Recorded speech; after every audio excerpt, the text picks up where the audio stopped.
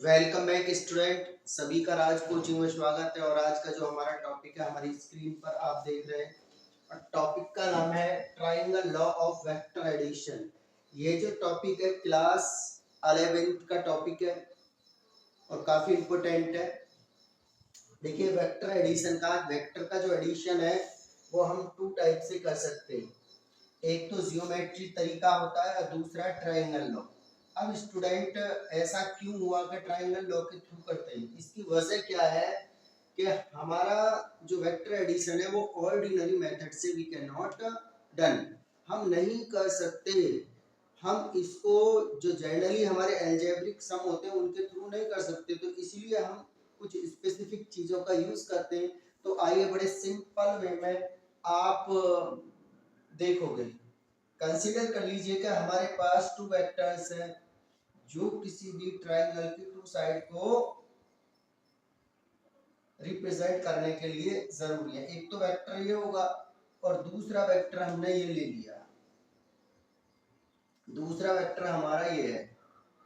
अब ये जो दोनों वेक्टर हैं ये किसी भी ट्राइंगल की दो साइडों को रिप्रेजेंट कर सकते हैं। इसका एंगल मान लिया हमने थीटा। हमारा ये वेक्टर है ए वेक्टर और यही ये वेक्टर क्या है, बी वेक्टर। देखिए, ट्राइंगल लॉ पढ़ने के लिए हमारे एक छोटा सा स्टेटमेंट भी होता है। यदि टू साइड्स ऑफ ट्राइंगल की गिवन है, उनमें से जो थर्ड साइड है वो उसके मैग्नीट्यूड और डायरेक्शन को रिप्रेजेंट करेगी। बस इतना सा लॉ है, वो आप बुक से देख सकते हैं। जो हमारा मोटिव है वो मैथमेटिकली इसको समझाना है। तो आइए हम इसको अब सोल्व करना स्टार्ट करते हैं। जो हमारे हैं ये टू वेक्टर्स, हमें इसी रेशियो में लेना है। मतलब जिस प्रकार का इनका डायरेक्शन है उसी डायरेक्शन में हमें इन्हें रखना होगा। तो ये हमने कर लिया और एक इस प्रकार ले लिया। ठीक है, सेम एंगल के साथ लेना है। हमने ये कह दिया जिस एंगल में ये गिवन है, और ये जो हमने कर दिया ये तो हमारा थीटा था। चलो इसे बाद में करते हैं आफ्टर द सम टाइम। तो हमारा जो रिजल्टेंट वेक्टर है वो ये हो जाएगा। ये क्या है हमारा ए वेक्टर और ये क्या है हमारा बी वेक्टर, और ये क्या है हमारा रिजल्टेंट वेक्टर आर वेक्टर। ये क्या है रिजल्टेंट वेक्टर आर वेक्टर। तो आप सभी के समझ आ गया होगा। अब स्टूडेंट, हम कोई भी फॉर्मूला इसमें नहीं लगा सकते। क्यों नहीं लगा सकते? अगर पाइथागोरस भी चाहते हैं हम, तो पाइथागोरस में एक एंगल को 90 डिग्री होना चाहिए। तो एक एंगल को 90 डिग्री बनाने के लिए अब हम क्या कर लेते हैं, अपनी तरफ से एक लाइन ड्रॉ कर लेते हैं और उस पर एक परपेंडिकुलर ड्रॉ कर देंगे, जिससे कि हम इसको कर सकें। ये हमने एक अलग से एंगल लिया और जो कि कितने डिग्री का, 90 डिग्री का। ये हमारा ओ पी क्यू और इसको मान लेते हैं एस। ठीक है, सबके समझ आ रहा होगा। अब हम लगा सकते हैं गॉस थ्योरम, क्योंकि इसमें एक एंगल 90 डिग्री का है। तो हम कौन से उसमें लेंगे, ये देखिए, ये जो लेंगे ये हमारा ट्राइंगल है।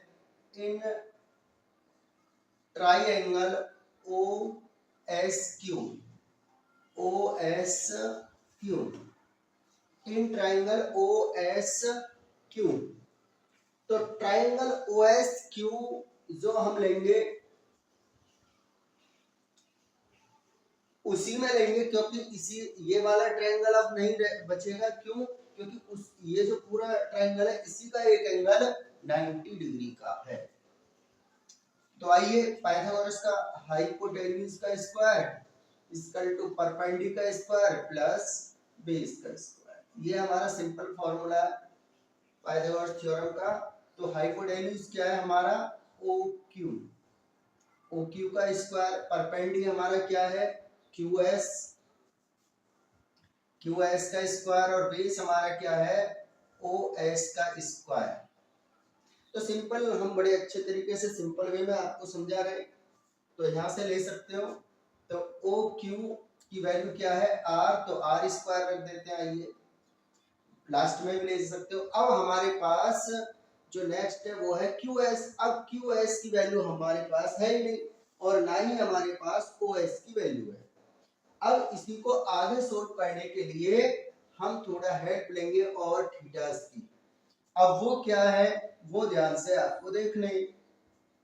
In triangle PSQ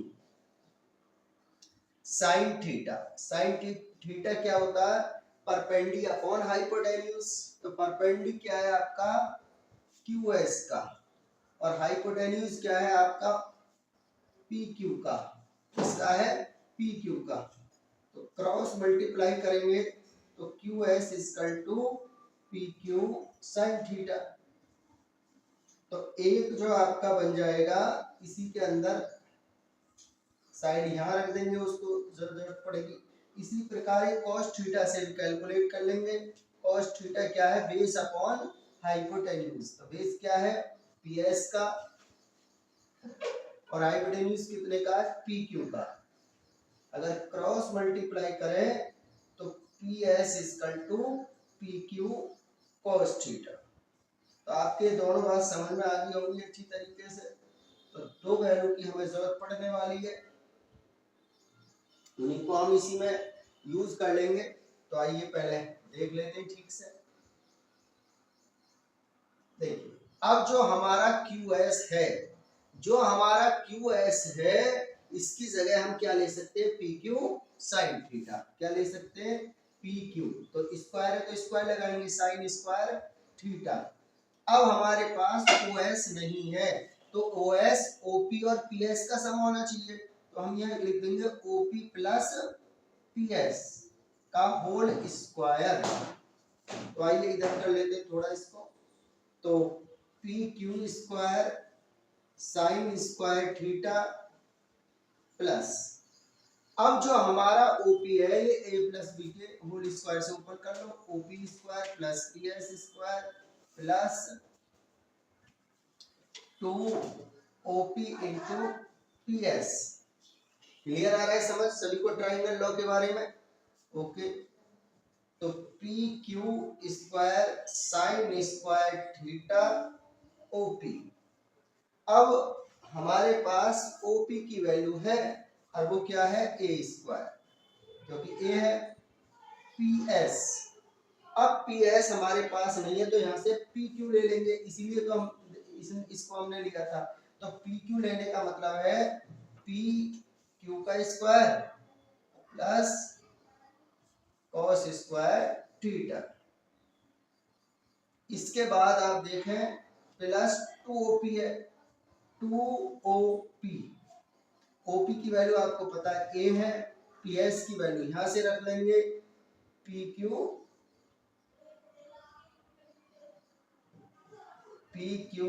cos theta. ये वैल्यू हमने यहां से रख ले ली। तो हम इसमें क्या करेंगे, अब PQ की वैल्यू हमें पता होगी बिल्कुल। PQ की वैल्यू है हमारी, यहां से देख सकते हो B वेक्टर है तो B square sine square theta, इसको ले लेते हैं इसी के पास में। PQ की वैल्यू आपको पता है PQ, तो यहां भी क्या आ जाएगी PQ की वैल्यू क्या है B स्क्वायर, तो B square cos square theta. ये स्टेप मैंने इसके साथ एडजस्ट कर लिया। अब यहां से क्या बचेगा A square plus 2A, PQ की वैल्यू आपको पता है पहले से B cos थीटा। समझ आ रहा होगा, बड़े सिंपल वे में हम आपको समझा रहे हैं इसको। इसी के साथ आगे बढ़ जाते हैं। भाई इन दोनों में जो कॉमन है वो B स्क्वायर है, तो यहाँ क्या sign square theta plus cos square theta और A square plus 2AB cos theta. A square को फर्स्ट पहले भी लिख सकते हैं और यहाँ से B स्क्वायर और इसकी वैल्यू 1 होती है तो इससे 2AB cos थीटा। क्लियर आ रहा है सभी के? तो A स्क्वायर 1 से कुछ होगा नहीं तो B square plus 2AB cos theta. हमारे रिजल्टेंट पे r था, तो यहाँ आर स्क्वायर, इधर इसको ले जाएंगे तो स्क्वायर रूट में जाएगा, तो यहाँ हो जाएगा r equal to under root क्या a square plus b square plus 2ab cos theta. तो ये इसका जो रिजल्टेंट वेक्टर है उसका पूरा का पूरा फॉर्मूला हमने ड्राइव कर दिया। इसको स्टूडेंट आप स्लो मोशन में भी देख सकते हैं। अगर आपको लग रहा हो कि हाँ थोड़ा स्पीड थी, तो आप इसको एक बार स्लो मोशन में जरूर देख लें। आपने देखा कि अभी हमने रिजल्टेंट के लिए triangle law of vector addition में बताया।